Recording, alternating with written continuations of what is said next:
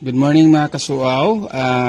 Today tuturo ko ulit sa inyo kung paano mag get electricity at mag sa cell electricity natin. So as usual, ako magla-login kayo. After login, click natin yung my account. Okay. So ngayon makita mo merong 7,000 plus diyan, no?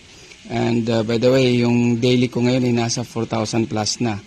Okay. So punta ako dito sa check more and then get electricity. Ayun, get electricity, no? So and then you have just to do the confirm and then punta ka dito sa powerhouse na to, click mo yan and then sell electricity.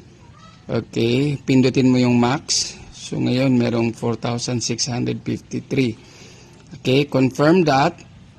Okay, so ayan na po yung nakuha natin sa araw na to. Back to home. Okay, tingnan mo yung ano mo ngayon account mo. Ayun na, pumasok na. So naging 12,000. Okay, tingnan natin yung daily income. Okay, kahapon merong 4,653.